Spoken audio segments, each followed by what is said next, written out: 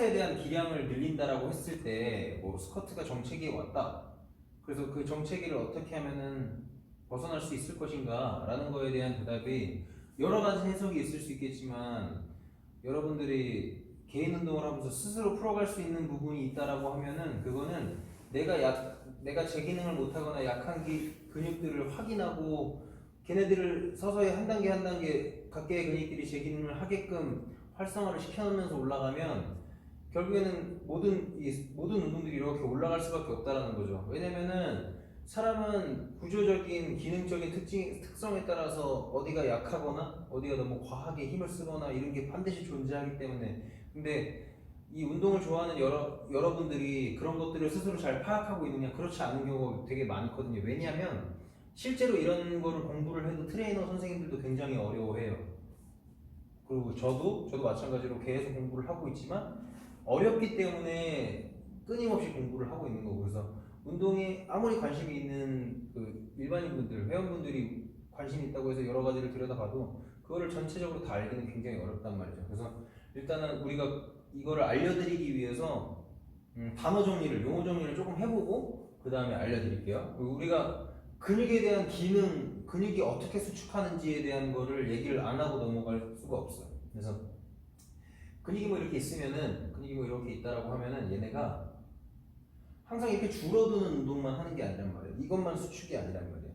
근육은 줄어들면서도 수축을 하고 서로 늘어나면서도 수축을 한단 말이에요. 그래서 우리 이거 간혹 가다가 이완이라고 표현하시는 분들이 있는데 이완이라는 표현을 운동 중간에는 쓰지 않습니다. 이완은 릴리즈 됐을 때, 릴렉스 됐을 때 근육이 이렇게 힘을 빼고 있는 상황에 대해서 얘기를 하는 거고 이완이라는 표현은 엄밀히 얘기하면 운동에서는 쓰면 안 되는 표현입니다. 그래서 수축에 대한 종류가 세 가지가 있어요.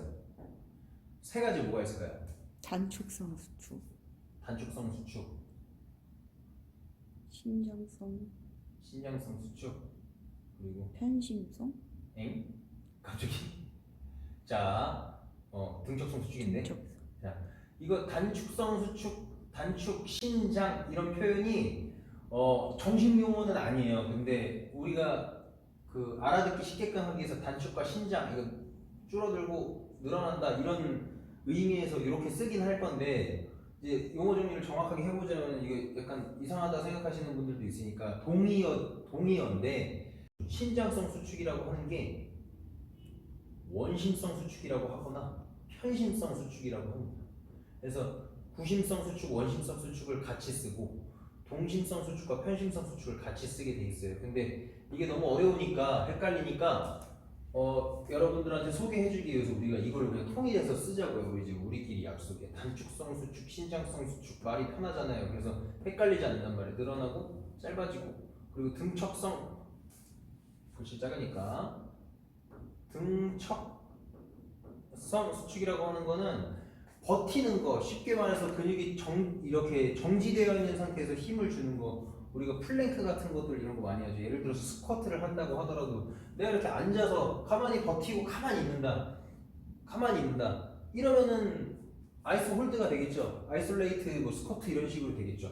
등척성 수축을 하는 이게 되겠죠. 이거는 자세 기능, 자세성 기능에 기여한 내가 뭔가 안정화를 요구하고 이런 것들을 훈련하기 위한 동작들이죠. 근데 요거를 일단 배제시키자고요. 지금은 이런 것들 별로 관심 없으실 테니까 운동 좋아하시는 분들이 이건 나중에 반드시 중요한 요소긴 합니다.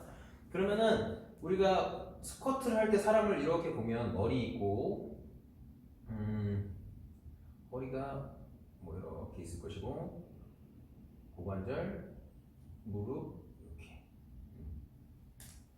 서 있는 거니까 무릎도 그립니다. 뭐 이렇게 돼 있을 거란 말이에요, 그죠? 여기 바벨 얹혀져 있고. 그러면은 스쿼트에서 무게를 받아야 되는 관절은 세 가지. 근데 얘가 가정하는 역할을 해야 된다. 그럼 여기 근육 뭐 있습니까? 고관절을 통제하는 가장 메인으로 작용해줘야 되는 애들. 얘네들 움직일 때 둔근, 그렇지 둔근, 엉덩이 근육이에요. 둔근. 그리고 무릎을 통제하는 가장 첫 번째 여기 붙어 있는 근육이에요. 여기 있는 거는 스쿼트에서는 해당하지 않아요. 대퇴사두. 대퇴사두, 그렇지. 사두. 여기서는 비복. 신장성 기능이니까 비복근. 여기 신용어들이 나와 있는데 이렇게 팽이해서 그냥 쓰겠습니다. 옛날 그 구용어로. 자, 여기서 그러면 스쿼트는 우리가 단축성 수축 운동일까요? 신장성 수축 운동일까요? 신장성. 그렇지, 신장성 수축 운동이에요. 여기서 제가 뭐 여러 번 설명드리지만은 우리가 스쿼트를 할 때 일어나가지고 엉덩이를 단축성 수축시키려면은 고관절을 펴 이렇게 해야 되는데 이런 동작들을 일부러 시키기도 하지만 아이디어란 스쿼트에서는 기본적인 스쿼트에서는 사실 그런 동작들을 섞지 않죠. 그냥 일어나면 끝이란 말이에요. 신장된 거에 비해서 단축을 일어나는 정도로만 단축성 수축이 일어나지 완벽한 구심성 활성화를 만들지 않아요. 그렇기 때문에 얘 신장성 기능, 대퇴사두도 마찬가지 신장성 기능, 비복근도 신장성 기능. 여러 가지 근육들이 스쿼트에 굉장히 중요한 요소를 미칩니다. 나중에 척추 기립근도 봐야 되고 햄스트링이랑 내외전근의 밸런스도 봐야 하지만 우리가 엉덩이, 대퇴사두, 비복근의 기능이 정상적으로 작용할 때 내가 가동 범위를 원활하게 쓰고 이 기능이 향상되고 올바른 스쿼트가 나올 거라는 거죠. 근데 대부분 요거부터 보자고. 오늘은 우리가 좌식 생활을 많이 하기 때문에 고관절 굴곡근이라고 하는 애들은 짧아지고 긴장되어 있다. 그렇기 때문에 둔근이 쓰이려면 더 많은 고관절 굴곡을 일으켜야만 그때부터 작용하기 시작해요. 그러면은 어디가 문제가 생겨요? 허리가 과도한 스트레스를 받아요. 요추가.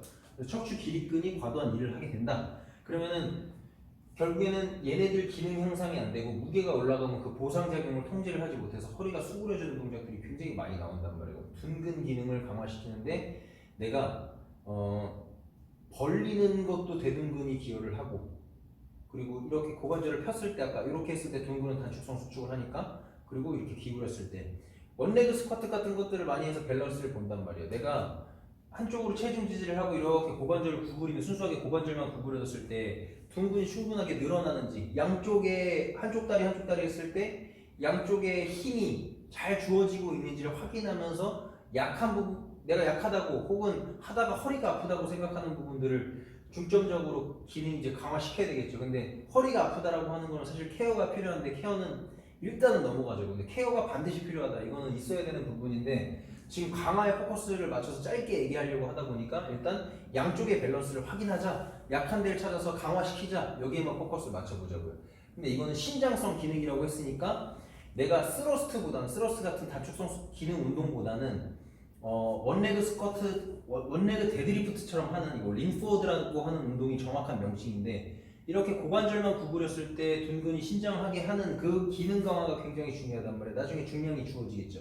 그러면서 강화시키는 거고 대퇴사두는 우리가 레그 익스텐션이 가장 대표적인 기구인데 대부분 보면은 레그 익스텐션 할 때 무릎을 펴는 동작에서 단축성 수축이 일어난단 말이에요. 근데 무릎을 그럼 구부릴 때 반대로 얘네가 신장성 기능을 한단 말이에요. 근데 여기에 포커스를 맞추시는 분들이 많지 않다. 물론 하시는 분들도 있죠. 결국엔 스쿼트 기능에 더 많은 기여를 하는 거는 무릎을 구부릴 때 대퇴사두가 끝까지 신장하면서 내 무릎뼈를 잘 잡아주고 있는지 얘가 무릎뼈 경유에서 파텔라 경유에서 경골까지 붙어 있으니까 구부러질 때 최대한 구부러져도 대퇴사두가 잘 늘어나주면서 작용을 하고 있는지 이렇게 보는 거죠.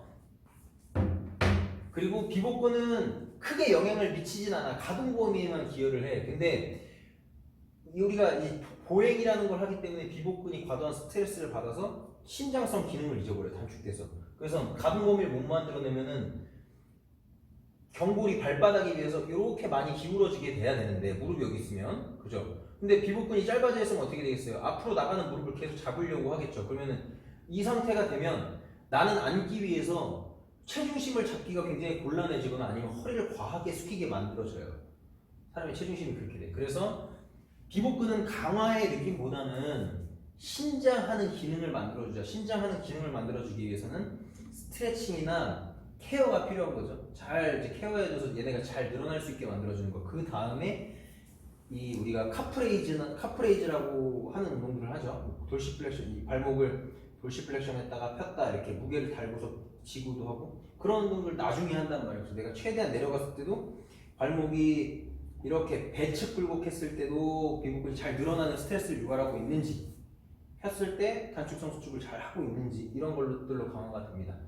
일단은 이번 회에서는 요거 개개인의 근육들이 각계 제 기능을 한다. 둔근, 대퇴사두, 기복근 이거에 대한 기본적인 강화. 내가 내 거를 알고 내가 약한 걸 파악하고 거기를 중점적으로 강화시켜서 다시 스쿼트로 다시 접근해 보는 거. 요거까지만 설명해 드리고 다음에 계속 진행하면서 다른 구조물들까지 강화시키는 방법. 그리고 강화가 제대로 안 될 때 뭔가 방해하는 요소들에 대해서 스트레칭 하거나 이렇게 폼롤러로 릴리즈하는 것들까지 소개시켜 드리도록 하겠습니다.